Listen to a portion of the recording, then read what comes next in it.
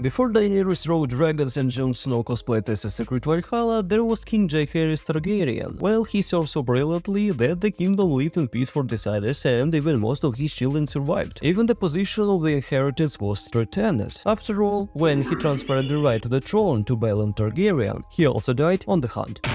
Without thinking for a long time, therefore it was necessary to pass the throne to Balon's son, namely Viserys. During his reign, of course, there was conflicts, but all the kingdoms lived in relative peace. If of course you can take into account the fact that everyone hates each other while pretending that everything is fine. Well, he gave birth to many children. Toward the end he somehow tried to reconcile the family and also died. Among all his children, he left only one heir, Rhaenyra Targaryen, but no one was happy, especially Viserys' second wife, Alicent Hightower.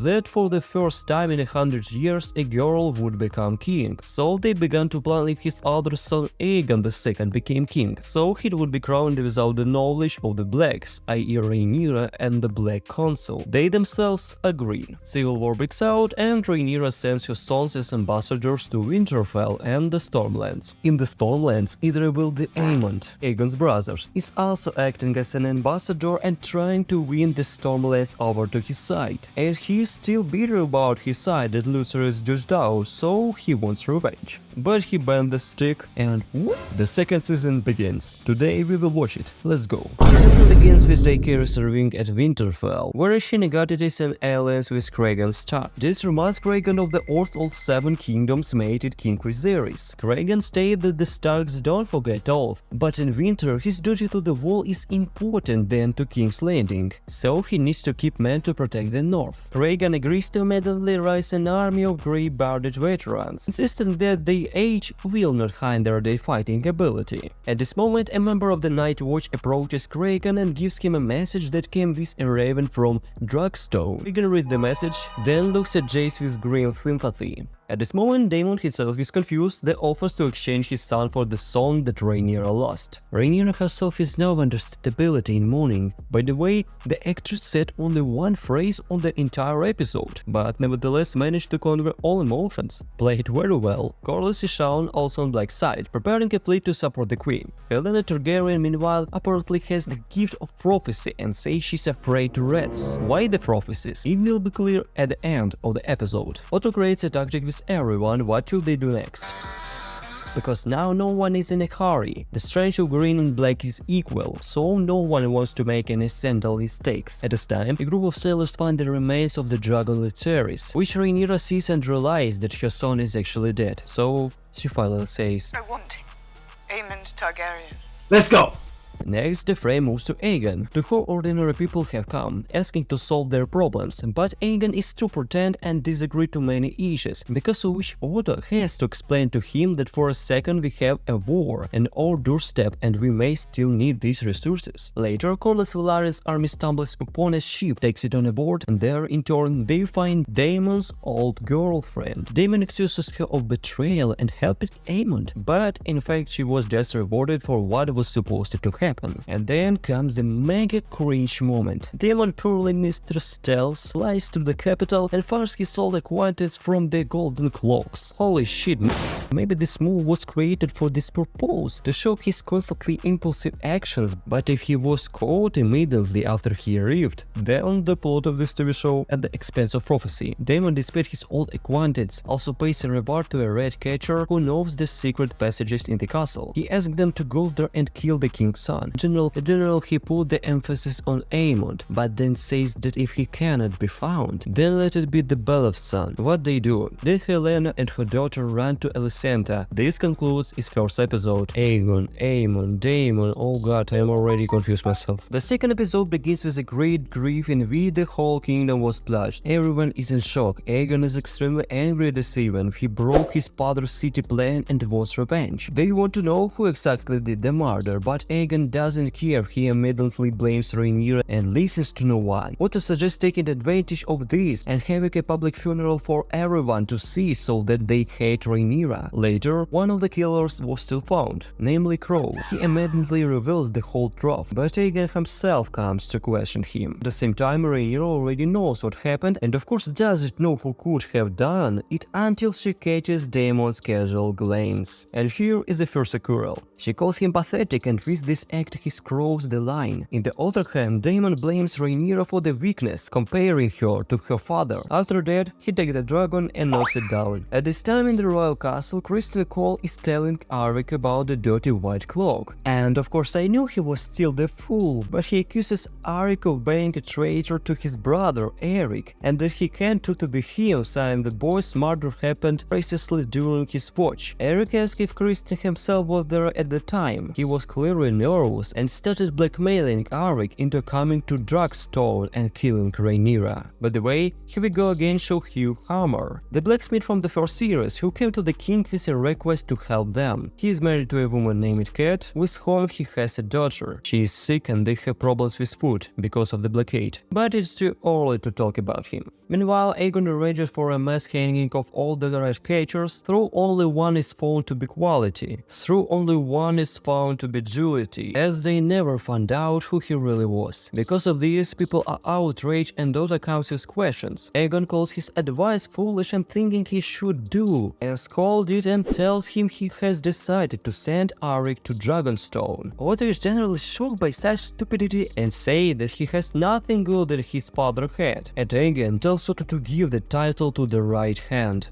Yeah, Criston. It seems to me that with such a choice he buried all his chances of victory as much as possible. And of course, let's not forget about the twins. Miss Arya, who after the conversation Rhaenyra still agrees to let go, because Daemon gave her his port, and on the way to the ship she noticed Arik, even though Eric is inside with the queen at the time. Therefore, she manages to warn Eric at the moment when Arik has already made his way into the queen's room, and a brutal and rather sad battle begins. There is also a wish for Eric's victory, after which he commits suicide. The third episode begins with a quarrel between several people, initially because some of them drove their cows into the wrong land, and later because of politics. The Blackwoods and the Brokens are quarreling, as one group supports Aegon while the other backs Rhaenyra. Then we see the aftermath of their conflicts, specifically the battle near the burning mill. That's the name of the episode, but the battle itself is not shown in the episode. Next we are taken to the Green Council, where they discuss their next move, especially after making such a foolish decision involving Arik. Criston Cole, who has become the new hand, decides that he will go on a campaign to conquer various houses along the way in order and strengthen his army, then eventually take Harrenhal, the largest castle in Westeros. Interestingly, Daemon flies to Harrenhal and takes it for herself, as there is no resistance. Moreover, near the weirwood tree, Daemon has a vision where he sees a young Rhaenyra with the king's son, and she's saving his head into his body. Then Alice Rivers tells him that this is where he will die.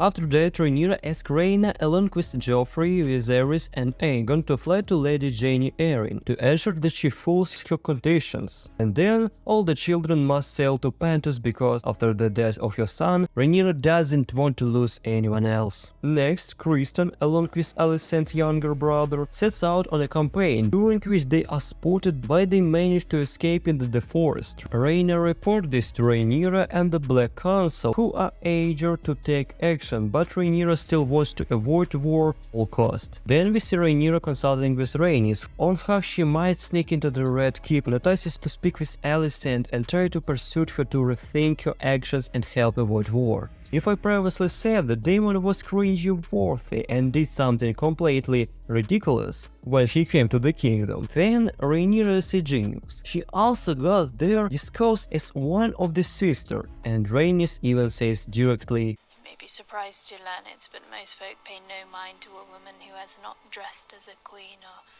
lured herself with the eyes of men."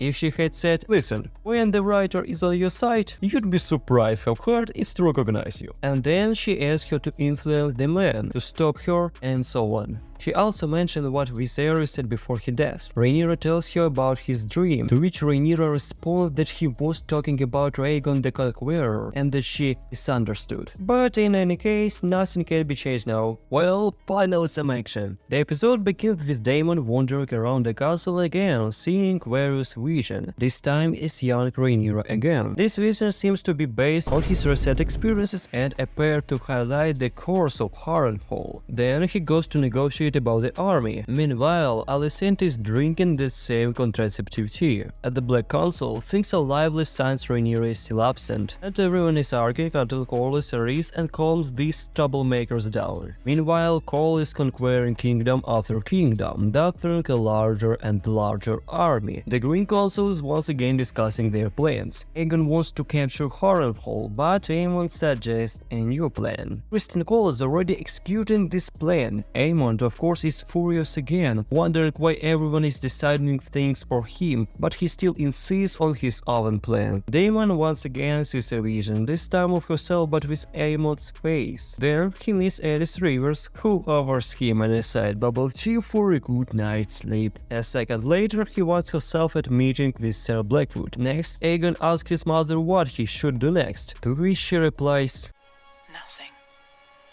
Finally, Rhaenyra returns, stating that she is now convinced that war is inevitable. They decide to stay at Dragon, and Rhaenys volunteers to fly there. A massive battle ensues, and Aegon decides to join in, tired of staying on the sidelines and also because he's drunk. It turns out that Criston has planned everything, and together with Aemon. Meanwhile, Rhaenys starts a battle with Aegon's dragon, and because her dragon is more experienced, she begins to gain the upper hand, and that Aemon orders a Dracarys on both of them, causing Aegon to fall. Then the battle between Rhaenys and Aemon begins, and it seems like Rhaenys has the upper hand and will succeed. But no, after Dracar fell, he didn't die. Instead, he ambushes Rhaenys and kills her dragon. She also dies, along with what seems to be the king, although it's unclear. Something we'll find out in the next episode. 5th episode. The episode begins with some very beautiful landscapes, as well as the sight of Rhaenys' dragon's head being dragged through the kingdom's courtyards. However, this frightens the people, as they all say it's a bad omen. Aegon, who survived but suffered severe burns and is now crippled, is also brought in. Since he is not in a condition to be king, Aemon almost takes his place. Daemon finally decides to get some fresh air and tries to win over the Brackens, but they refuse, preferring to die at the hands of dragons rather than stand alongside the Blackwoods. However, it doesn't take long before Daemon starts to feel unwell again. Daemon receives a message that the Blackwoods have defeated the Brackens and that their army now belongs to him. But at night, Lord Simon informs him that the rival lords have a rift. They say they will not kneel, and the Blackwoods have acted like the worst scoundrels and committed many war crimes. Meanwhile, food in the city is becoming scarce, with people having nothing to eat, while the royals have plenty. The people decide to flee, but Aemon orders the main gates to be closed, trapping everyone inside. Next, we see one of Rhaenyra's maids arriving at the castle and entering a tavern to meet an old acquaintance. Interesting. Finally, Jake and his mother starts talking about all records and the history they contain. They realize that need more Dragon's Riders. A brilliant idea comes to them: sort the records for people with Targaryen blood who might become riders. The 5th episode ends on this note. 6th episode.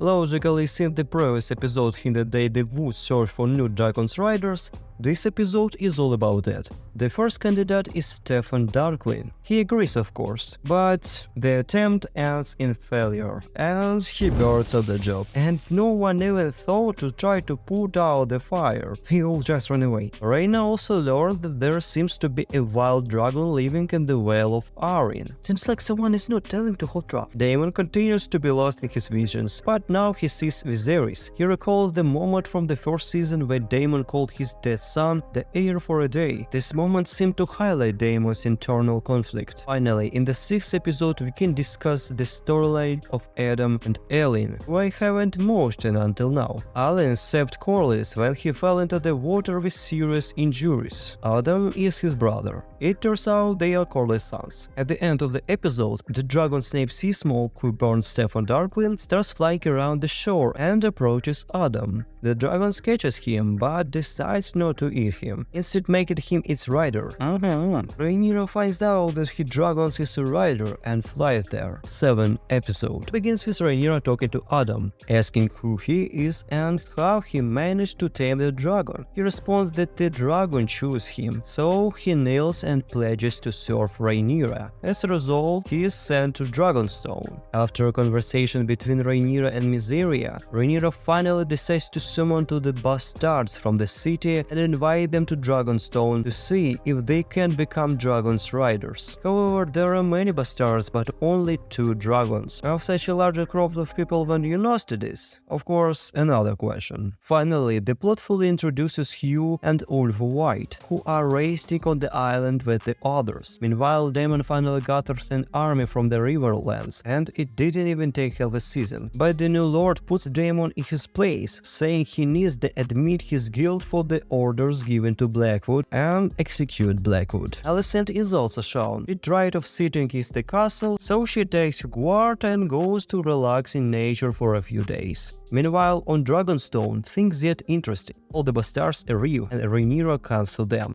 However, there are members of the Order who take care of the dragons are against this, as they believe only pure-blood Targaryens should command dragons, so they just leave. Everyone has now gathered, and the first dragon is Vermithor, who was once ridden by King Viserys. The first candidate steps forward. The dragon sniffs him, but none of the candidates please him, and it turns into a BBQ Targaryen style. Some people run away, others fall, then Hugh steps forward, protecting the girl and show the dragon his strength. The dragon chooses him. This was expected since he essentially has blood similar to Viserys. Meanwhile, Ulf in panic runs as far as possible from the dragon and he chooses him. Cool. He then flies her to the kingdom for some reason, surprising everyone there. Aemon takes her and flies after him all the way to the island, then turns back. Rhaenyra, who observed all of this, ends the episode. I have one question. What if Ulf had been the first to approach Vermithor? Everything would have ended before it even began, but everything turned out as it was meant to. The final episode, they stretched it out as much as they could, and even more, but let's go through it step by step. It begins with Talent Lannister making an alliance with the Trier seek to break into blockade set by Corlys. But it's not as simple as seems. He needs to gain the Admiral's trust. I heard some people didn't like this character, but I, on the contrary, think he added some lightness to an otherwise brutal and serious series. And it's not bad. The blockade's breakthrough could have been the final of the 2nd season, but the Battle of the Gullet will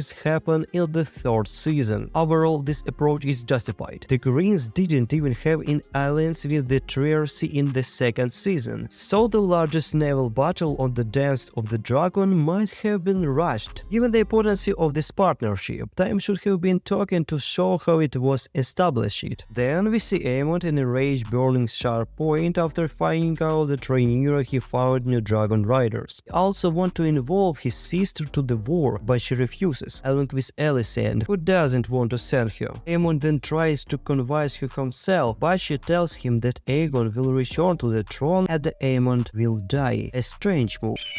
Daemon's bad trip continues as he comes to the Weirwood trees and sees the same vision where he sees Brandon Rivers, the Night King and Daenerys. But most likely he thought it was Rhaenyra and saw her sitting on the throne. This moment was probably created just to show the connection with Game of Thrones, and I think nothing more. The way Daemon's visions were used throughout the season is just laughable. The plot was stretched as much as possible. Next we see Rhaenyra dealing with her son and the other bastards. Wolf of course isn't used to behaving properly in the Queen's presence, but who cares? I'm glad the series added characters who can at least joke around and lighten the mood sometimes. After some time, Rhaenyra finally arrives at Harrenhal and Daemon kneels before her, confirming her royalty to her. Also, King Aegon is smuggled out of the castle with the help of Larry Strong. And finally, another cringe moment. Alicent coming to Rhaenyra and asking her to stop the war.